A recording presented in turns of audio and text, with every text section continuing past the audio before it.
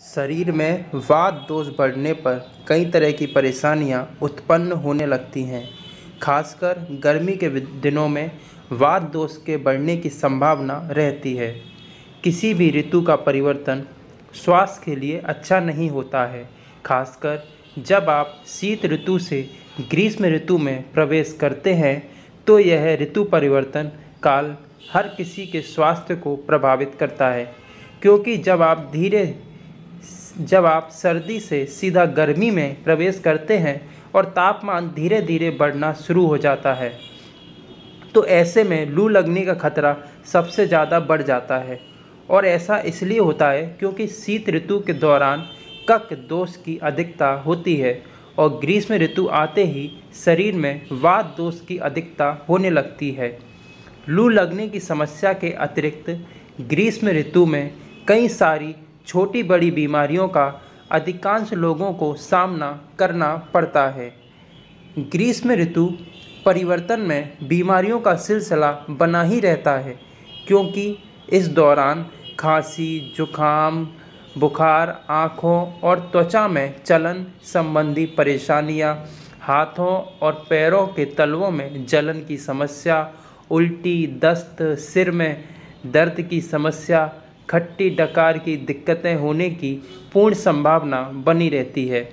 इन सभी ग्रीष्म काल में होने वाली बीमारियों का उपचार आयुर्वेद चिकित्सा से अच्छा दूसरा कोई विकल्प नहीं है, क्योंकि आयुर्वेदिक उपचार पूरी तरह से नेचुरल चिकित्सा पद्धति पर आधारित होते हैं।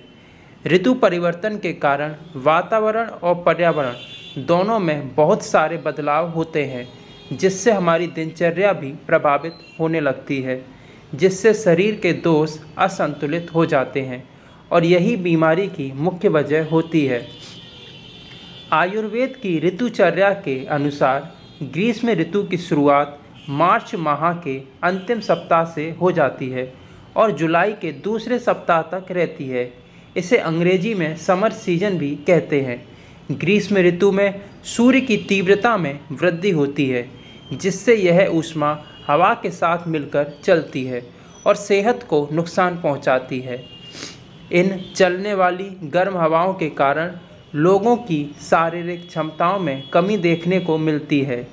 ग्रीष्मकाल के दौरान कफ दोष तो नियंत्रित रहता है, परंतु वात दोष के प्रकोप का लोगों को सामना करना पड़ता है।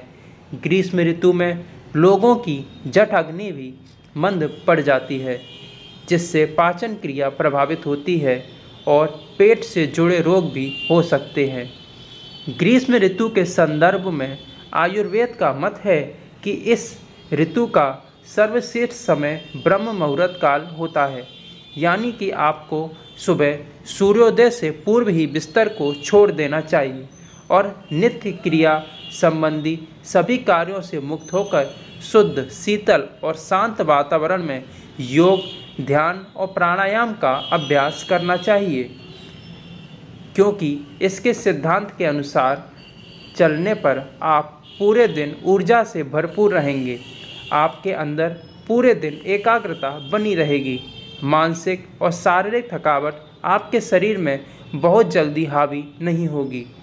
परंतु आयुर्वेद की सलाह है कि इस कठोर व्यायाम जैसे अधिक जिम इत्यादि नहीं करना चाहिए, क्योंकि इम्यून सिस्टम कमज़ोर होने के कारण आपको परेशानियां हो सकती हैं। भोजन के संबंध में आयुर्वेद में सबसे अच्छी बात ये कही गई है कि भोजन एक औषधि की तरह कार्य करता है। यदि आप भोजन को एक विशेष तरीके से लेते हैं तो ग्रीष्म काल में वात दोष प्रभावित ना हो, इसके लिए आयुर्वेद ऐसे खाद्य पदार्थों की सिफारिश करता है जो वात दोष के नियंत्रण में अच्छी भूमिका निभाते हैं। ग्रीष्म ऋतु में मीठे, हल्के और तरल पदार्थ हितकारी होते हैं। ठंडे पानी का सेवन अधिक से अधिक करना चाहिए, जितनी की शरीर को आवश्यकता हो। ग्रीष्म ऋतु में आप गन्ने का रस, छाछ, दही, बेल का शरबत, नींबू का शरबत, जलजीरा, आम का शरबत ज़रूर अपनी डाइट में शामिल करें। ग्रीष्म ऋतु के प्रभाव को कम करने के लिए आयुर्वेद में चंदन थेरेपी का भी विकल्प है, जिसके लेप से शरीर में शीतलता का अनुभव होता है। ठंडी जगह पर निवास करने की कोशिश करनी चाहिए और सूती वस्त्र पहनने चाहिए। ऐसा करने से शरीर को आराम मिलता है और दोपहर में यदि संभव हो तो 1 या 2 घंटे विश्राम करना भी अच्छा होगा। ग्रीष्म ऋतु में शीतल वायु के संपर्क में रहने से नींद अच्छी आती है और नींद की समस्या से छुटकारा भी मिल जाता है। ग्रीष्म ऋतु में मांसाहार भी आपको नहीं करना चाहिए।